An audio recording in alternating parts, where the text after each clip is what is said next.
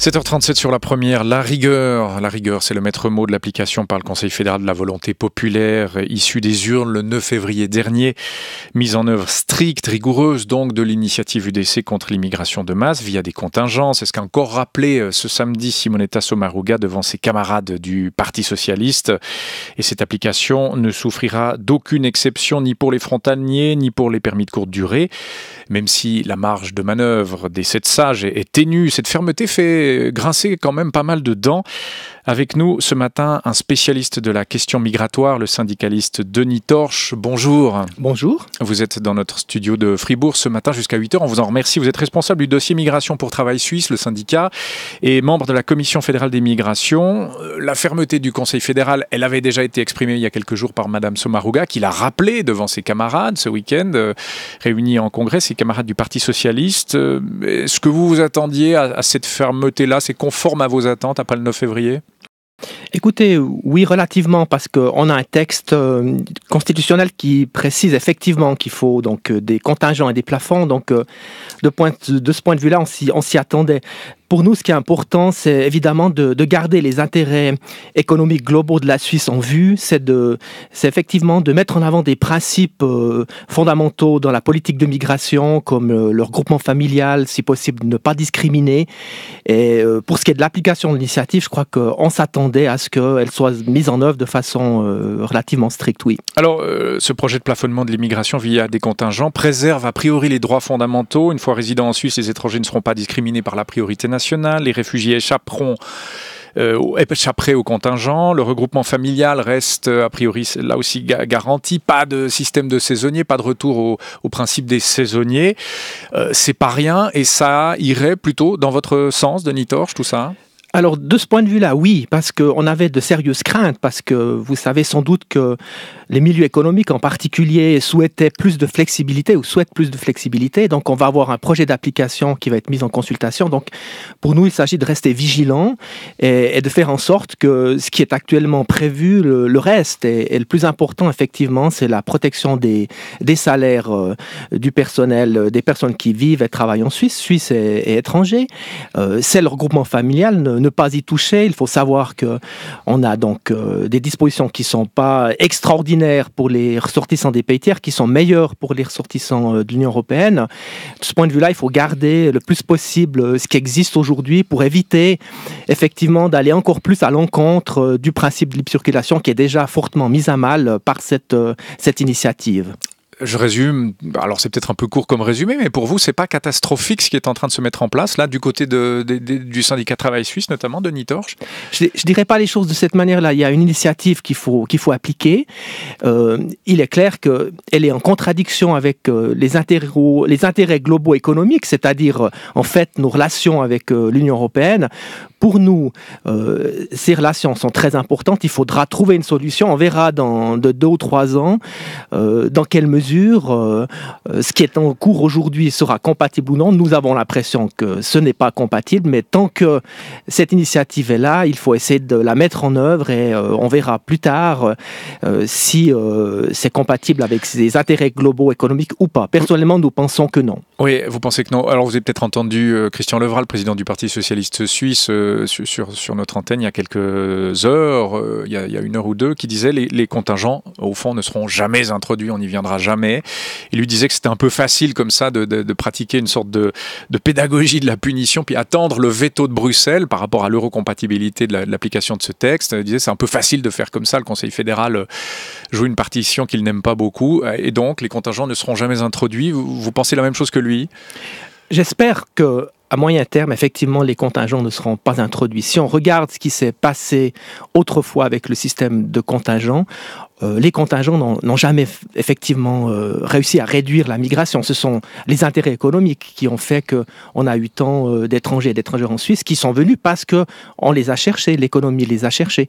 Donc de ce point de vue-là, je suis assez d'accord avec M. Levrat. Cela dit, si on n'introduit pas les contingents à terme, c'est aussi ne pas respecter la volonté populaire, clairement. Là, et c'est aussi peut-être le risque d'avoir une nouvelle initiative issue de l'UDC pour réaffirmer ce qu'on aurait voté le 9 février dernier. Il faut être assez ferme, il faut avoir une ligne de conduite assez ferme, non, là? Alors effectivement, je crois que dans la situation dans laquelle on se trouve aujourd'hui, on a une initiative qui prévoit donc des contingents de gestion de la migration. Donc je crois qu'il faut présenter au peuple une solution et le peuple va devoir probablement décider d'ici quelques années par rapport à ces contingents et par rapport aux intérêts économiques globaux de la Suisse.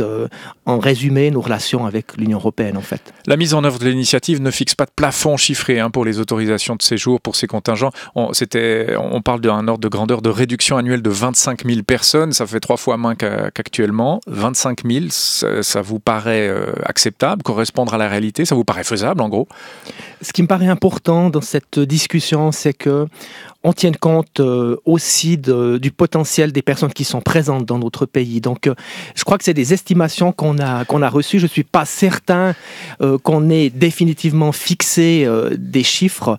On a des ordres de grandeur. Il est vrai qu'on a eu une forte immigration au cours de ces dernières années. Si on regarde la moyenne du solde migratoire, donc la différence entre les gens qui arrivent et les gens qui partent, on n'a pas toujours été au nombre que l'on a actuellement. Donc, il faut penser qu'à moyen et long terme, avec la situation économique qui va probablement se remettre peu à peu en Europe, donc on va avoir aussi, en raison de l'évolution démographique qui est défavorable dans la plupart des pays européens, probablement un retour à la moyenne. Donc, on va plutôt, que cette initiative soit mise en œuvre ou pas, redescendre à mon sens, autour de 50 000, voire moins, au niveau du solde migratoire en Suisse. Oui, enfin en attendant, rien que pour l'année en cours, le solde migratoire devrait être de près de 80 000, comme les autres années. On est assez loin de 50, assez loin de 25 000.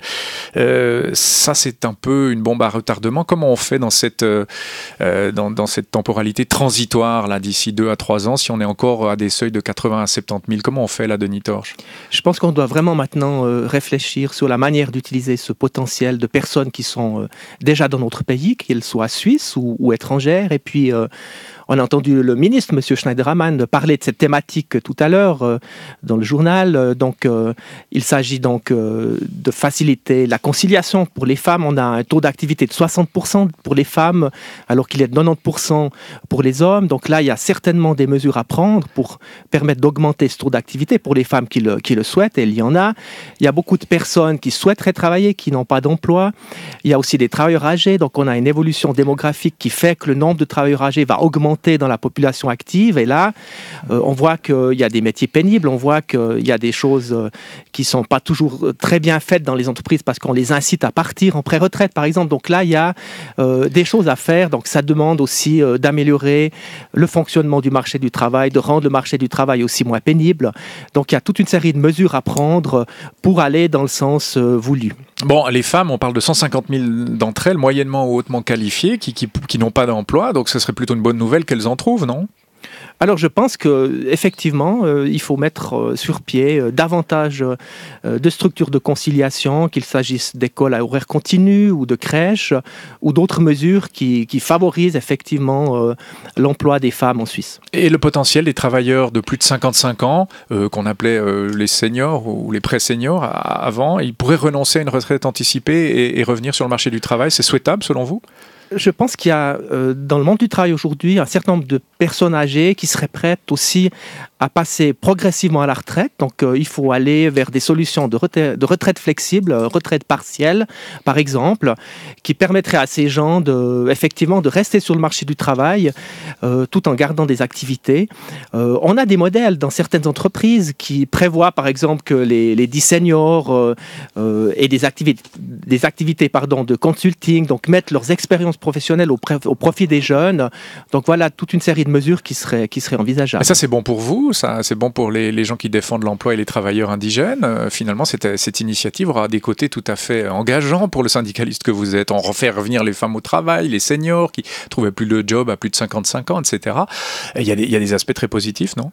Alors ça n'a vraiment pas de lien direct avec l'initiative. Je dois vous dire que Travail Suisse avait déjà préconisé ce genre de mesures avant même que l'on parle de cette initiative. Mais qui n'ont jamais été appliquées ou applicables. Hein. Alors écoutez, il y a une initiative qui a été mise en place au niveau fédéral, l'initiative donc pour favoriser, disons, pour aller contre la pénurie de personnel. Le problème, c'est que c'en est resté plutôt actuellement au stade des déclarations d'intention. Et maintenant, je pense que parallèlement à la mise en œuvre de l'initiative, on pourrait imaginer un plan concret pour voir comment on utilise mieux ce potentiel indigène. Denis Torge, les multinationales, les entreprises étrangères, est-ce qu'on continue de les attirer en Suisse après le 9 février ? Alors de ce point de vue-là, je dois vous dire que la politique fiscale de la Suisse nous fait souci.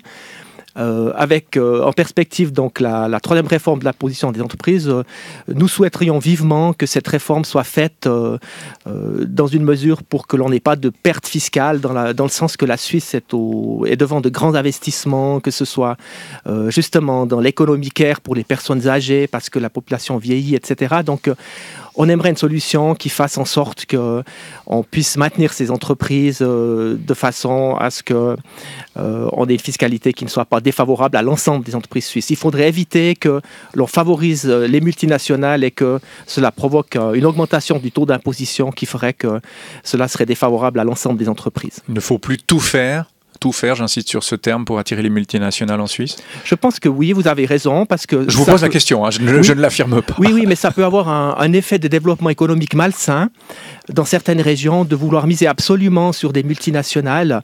Je ne dis pas qu'il faut ne pas les faire venir, mais je dirais qu'il n'y a pas non plus de raison de leur faire des cadeaux particuliers pour les attirer à tout prix.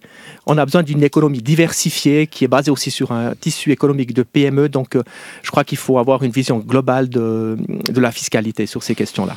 Il y a l'esprit, il y a la lettre, toujours dans une initiative, dans un texte. Au fond, vous partagez assez l'esprit de ce que dit l'UDC, même si vous, en tant que syndicaliste, défenseur du travailleur suisse, vous pouvez rejoindre certains esprits de ce texte, non, Denis Torge ?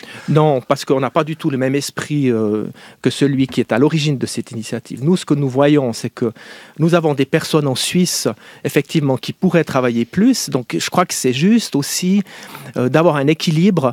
Il est aussi juste de se dire qu'à moyen long terme, on ne peut pas dépendre que de la migration ou trop de la migration, parce que vous savez peut-être qu'il y a une concurrence entre pays pour attirer les migrants, en particulier qualifiés. Donc on a besoin aussi de former les gens dans notre pays. Donc je crois qu'il y a juste un meilleur équilibre à trouver entre migration d'une part et aussi besoin et nécessité de formation des gens qui sont déjà ici. Et je pense que si on arrive à trouver cet équilibre, ce meilleur équilibre, on rend aussi pour les gens la migration plus compréhensible. Il y a moins de tensions sur le marché du travail et je pense que c'est au bénéfice de l'ensemble de la société.